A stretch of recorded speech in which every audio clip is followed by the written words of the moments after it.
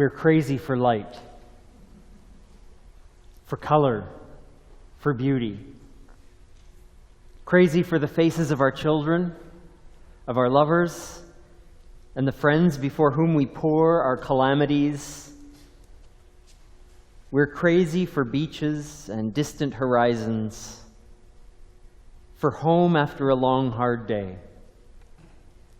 and flowers in winter, rainbows in a heavy sky, green creeping over asphalt, the fickle flickering of a flame. Our eyes are ever seeking relief, reprieve, refraction, recognition, resolution. It's like this. We're all crazy. Crazy for hope in a dark, hard world.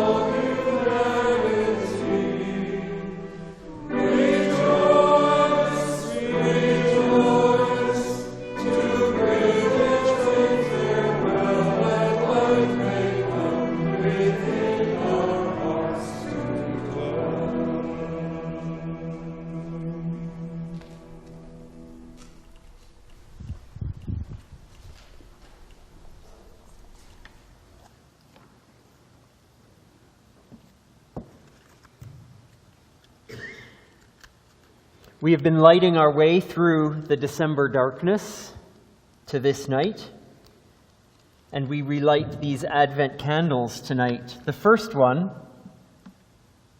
a candle for giving, a symbol to remind us to give what we value most: our time, our energy, our love, our compassion. So we relight this candle of giving.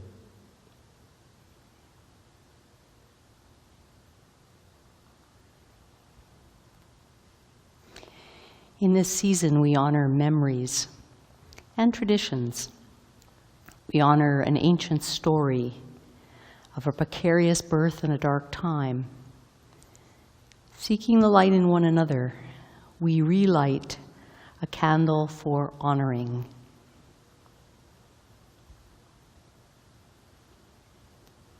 This third candle of Advent reminds us of the wisdom of the Buddha and the wisdom of Jesus of Nazareth, all great teachers who have taught us to make of ourselves a light, to be light for the world. So we light this candle for the respect and dignity we seek in continuing to ignite in simple and small ways in this season.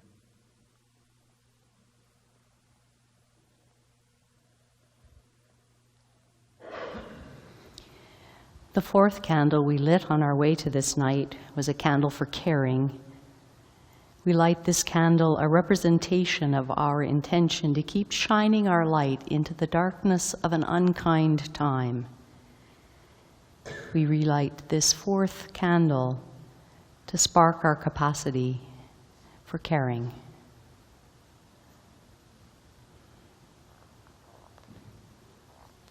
And tonight we light the Christmas candle, a flame to rekindle a larger love beyond the personal, a love for the human community and the more than human, a love for our planetary home, a love we long to deepen in the light of the stories and the songs that we share this night.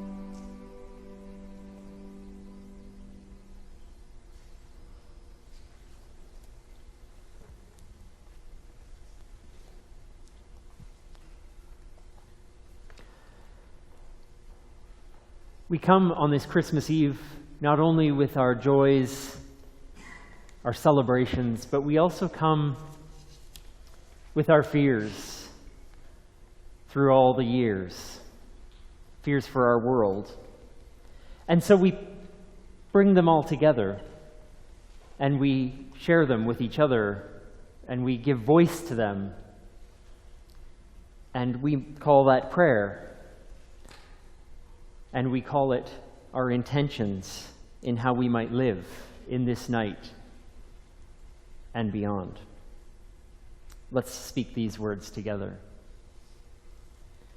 We come as seekers of light, always surprised at how different light and different eyes bring new vision.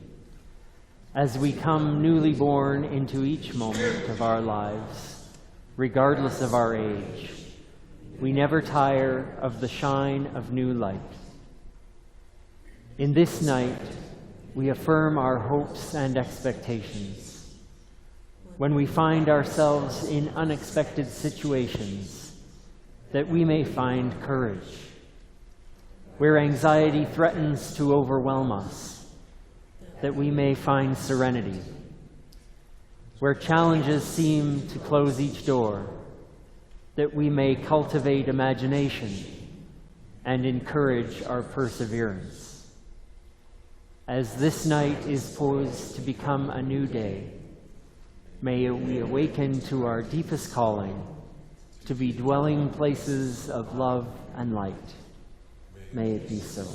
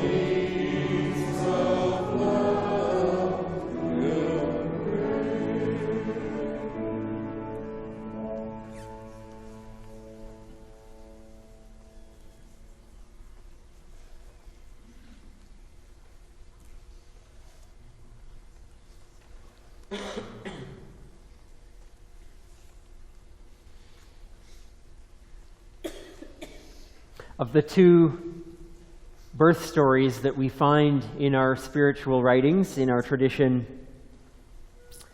we will share one of them tonight, this one according to the Gospel of Luke.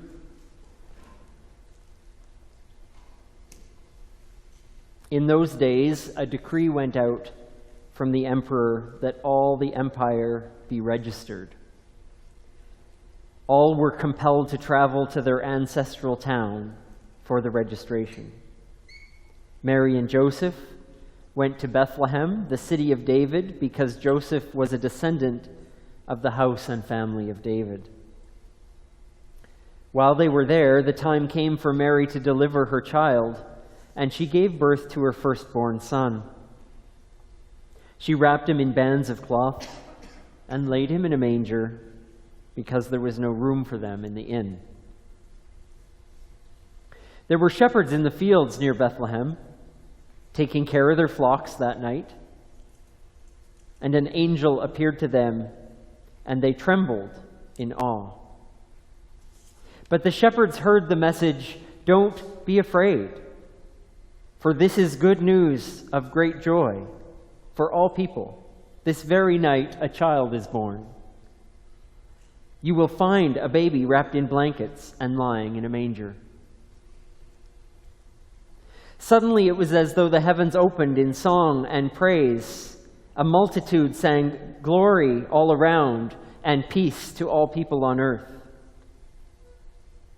The shepherds went quickly to Bethlehem, and they found Mary and Joseph and the baby lying in the manger. When they saw this, they told everyone what they had seen, and Mary pondered all these things in her heart. This is one of the first century stories that give us this Christmas tradition. May we find wisdom for our living.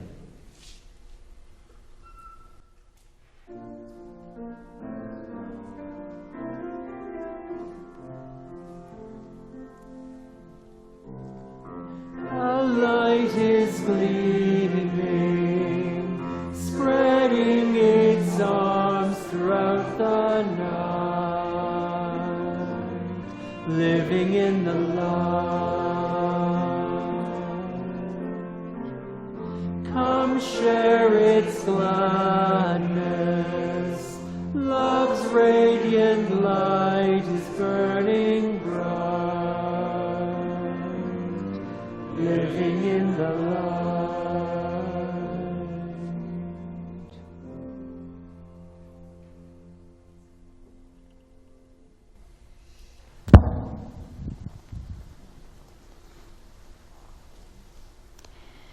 The words of Marianne Williamson, our deepest fear. Our deepest fear is not that we're inadequate. Our deepest fear is that we're powerful beyond measure. It's our light, not our darkness, that most frightens us. We ask ourselves, who am I to be brilliant, gorgeous, talented, fabulous? Actually, who are you not to be? Your playing small does not serve the world. There's nothing enlightened about shrinking so that other people won't feel insecure around you. We're all meant to shine, as children do. We were born to make manifest the glory that is within us. It's not just in some of us, it's in everyone. As we let our own light shine, we unconsciously give other people permission to do the same. As we're liberated from our own fear, our presence automatically liberates others. In the words of this poet,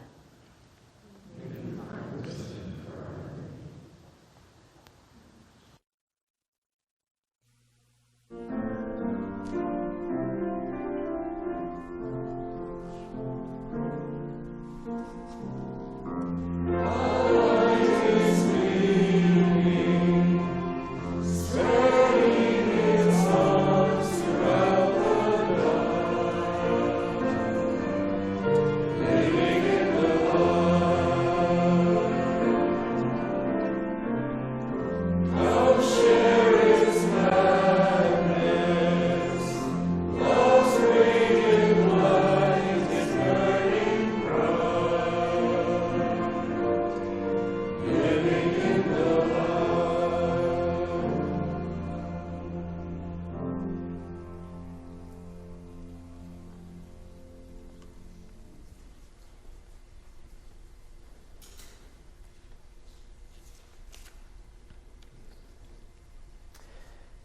In many traditions and in countless spiritual stories, there's long been a spiritual truth that transcends culture, religion, and practice.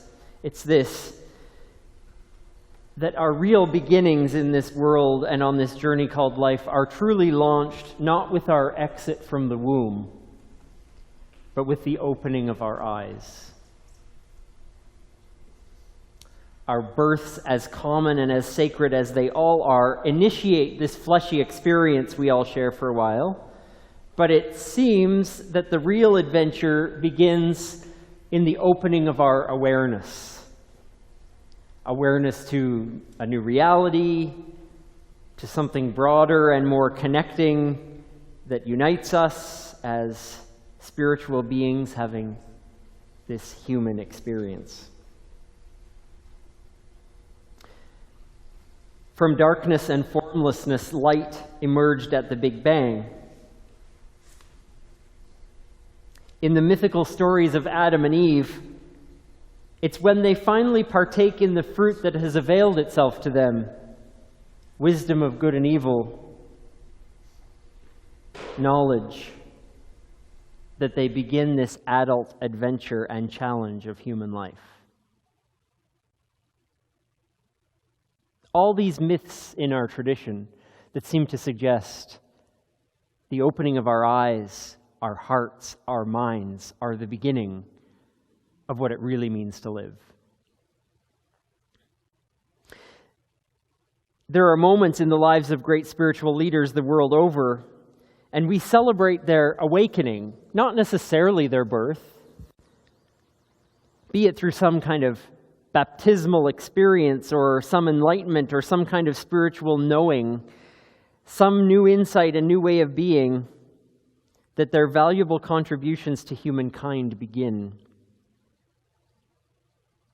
And for each of us too, I think we can all identify moments in our lives when we've seen something that we once did not.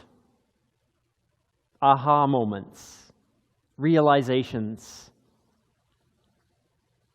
somehow being able to see with new eyes and ask new questions about how we'll live in this newly lit world we're seeing, as if for the first time.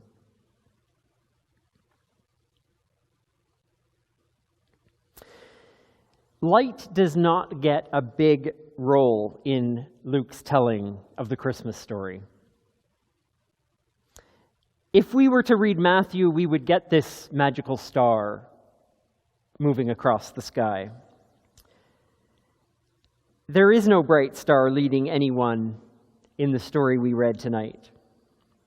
There's no bright, shiny robes and crowns being worn by exotic Eastern Magi kings in this story. And yet I find it helpful to give light its due in this story because it's such a minor but crucial character. Matthew has as his cast a poor homeless couple, hard-working field laborers eking out their existence with their flocks. Light does not star in this story, but it is hinted at. So we have this weary couple traveling, and there isn't really light there. We can imagine there were no street lights on the roads to Bethlehem.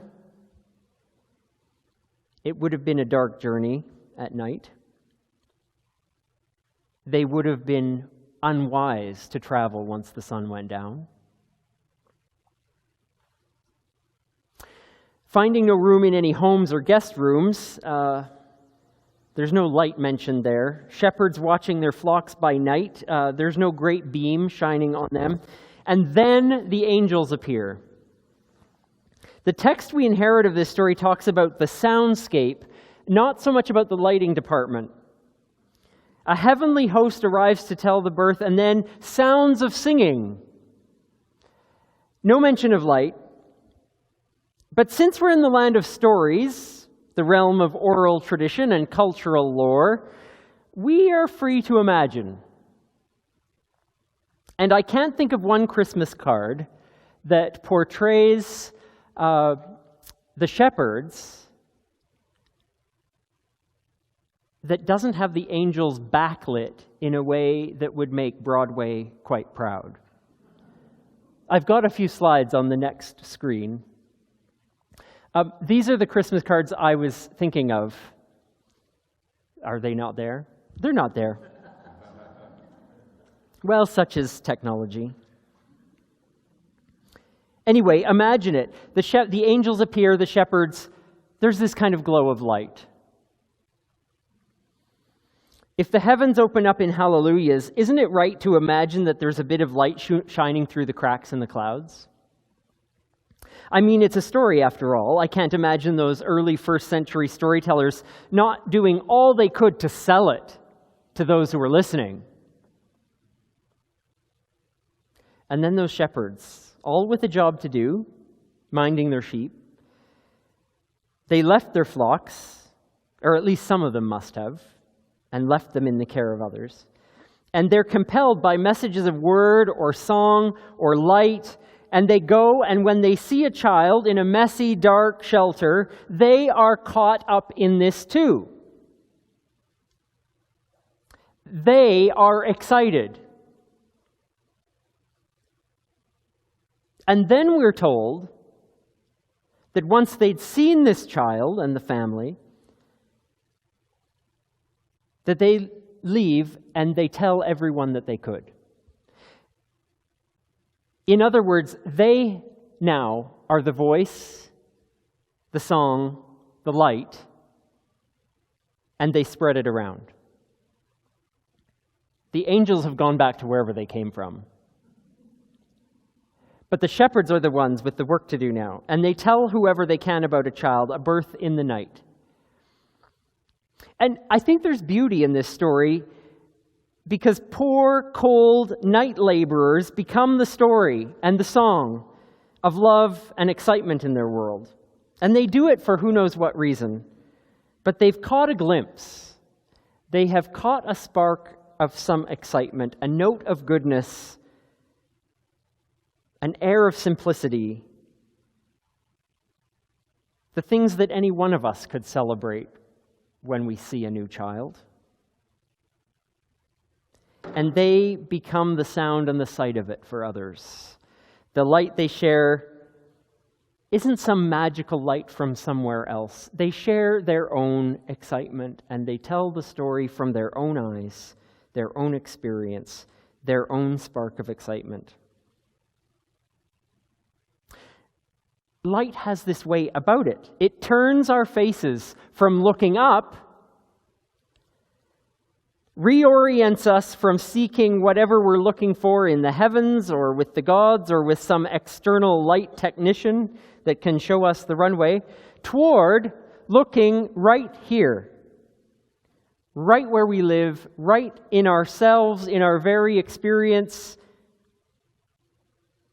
And we realize that the source of light is us. And it shines in order that we can just take one step. That's all the light we need, is the light to know where the next step is. And when we're ready for step number 2, there'll be enough light for that one. Illumination has this way about it. We see it generated in the very situations we're faced with. We are scared when we think about the future. Our minds have the great ability and terrible ability to play what-if games with us. What if that difficult thing I'm doing tomorrow turns out badly? What if the worst happens?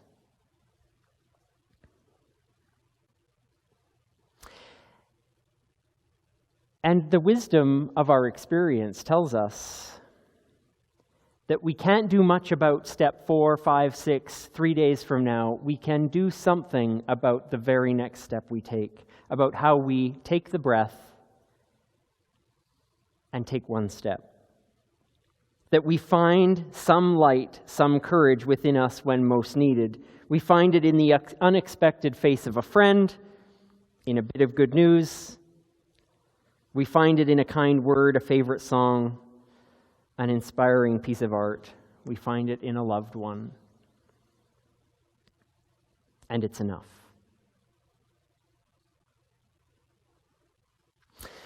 Marianne Williamson, in this beautiful and encouraging poem, reminds us that we are really deeply afraid of that radiance. We doubt that we could possibly be the light that we need and others need. As she says, we ask ourselves, who am I to be brilliant, gorgeous, talented, fabulous? And she responds, who are we not to be?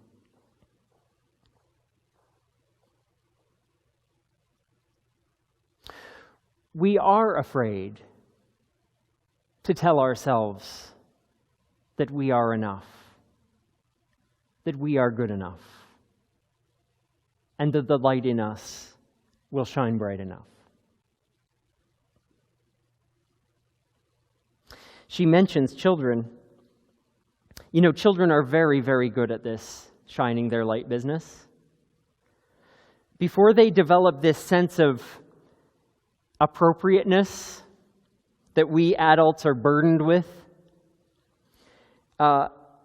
before they're burdened with modesty, they are excellent at sharing all the amazing gifts that they are. Look what I can do is the best thing a child can say.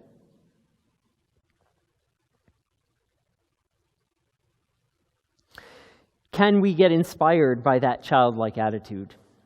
At not shrinking at the amazing light within us, but wanting to show it, give it, send it out into the world, not for our own glory's sake, but to shine a light for the next step for us or for another. What we learn in the Christmas story is that children can do it. Poor, unknown, sleep-deprived shepherds can do it. I hope they're not sheep-deprived. Ordinary people that make a difference because they're willing to go for it. If they can do it, then we can do it. Powerful beyond measure, Williamson says. And who are we not to be brilliant? We're born for it. We are born for shining. We're born to make manifest the glory that is within us, our beauty and messy humanity, our questing minds, our creativity, our quiet presence that doesn't need to say a word, our honest acts, our open hearts, our real selves. These are the lights that we are. We're gathered here tonight by the light of an ancient story,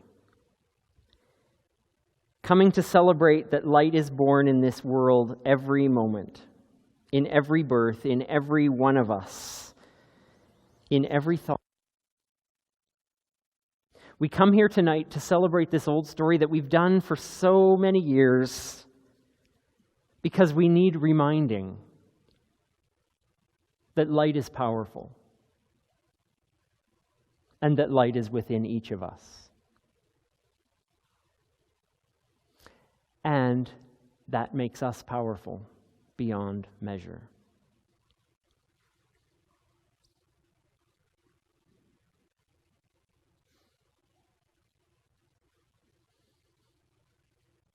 As we see that light in ourselves and in each other, and we see something new, and we're ignited into action by it, we can offer the hope and love of this light, to offer our presence and our being to the world, to offer our own light to lead the way to the reality that we are the lights of this world, we and everyone. What good will it do to shy away from it? We do the world no favors to play small.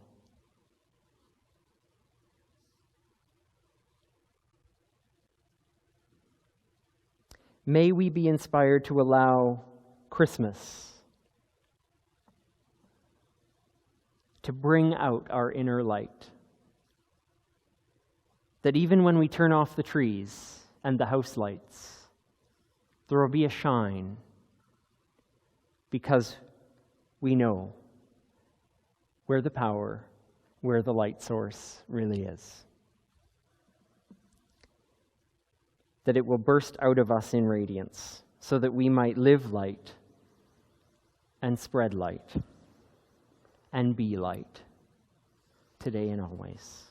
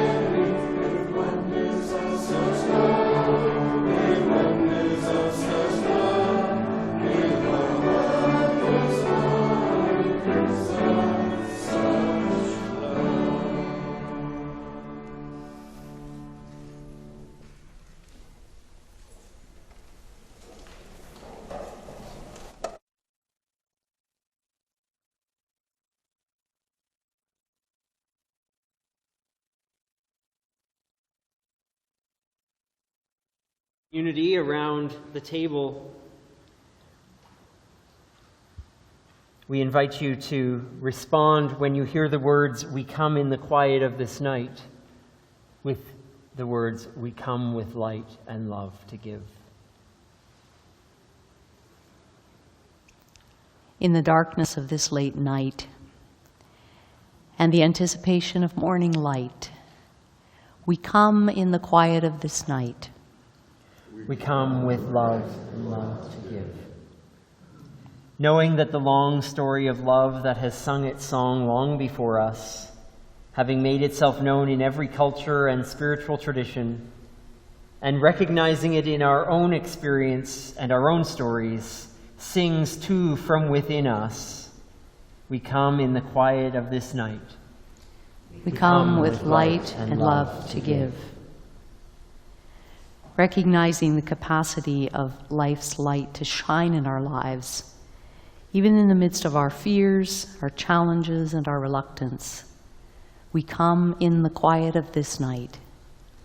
We come with light and love to give. Honoring the values of hopefulness in this night, we affirm our commitment to shining our light in ways that make real impacts in our world. For those who come into this night in poverty and homelessness, in distress due to war and crisis, for those living and acting from places of fear, anger, and resentment, for those imprisoned and without connection, for those challenged with illness and grief, for all those who, for whatever reason, cannot see the light within them, we come in the quiet of this night. We come with light and love to give. As we remember our great wisdom teachers, and tonight the story of those who've lived and taught the value of love, the power of community, and the transforming work of compassion, as those stories hold meaning for us, we come in the quiet of this night. We come with light and love to give. If you hunger for community, if you thirst for justice, if you hunger for hope and peace and thirst for love and joy, you are welcome at this table. You need not be a member of this or any church, but simply seek connection to all that is and all that can be. You're welcome here. This isn't a table of belief, but about belonging to a world made whole, with its commitment to love and justice, compassion and peace. So we share this life, and so we are invited to share bread for our journey and the cup of community. We come in the quiet of this night. We come with light and love to give.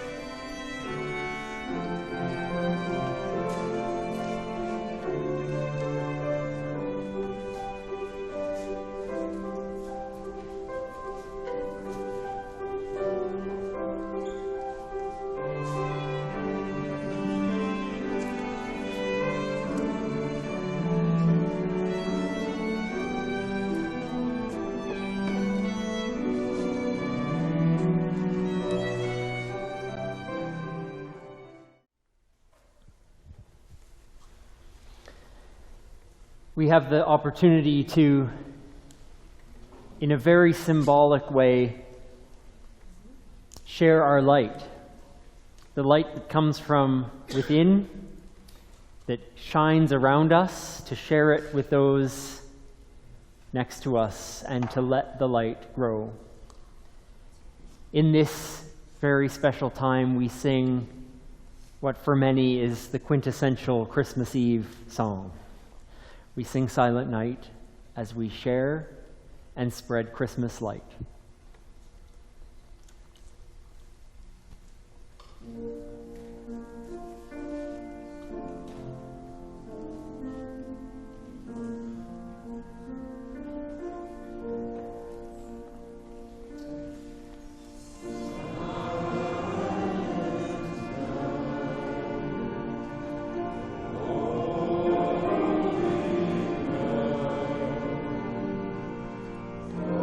Oh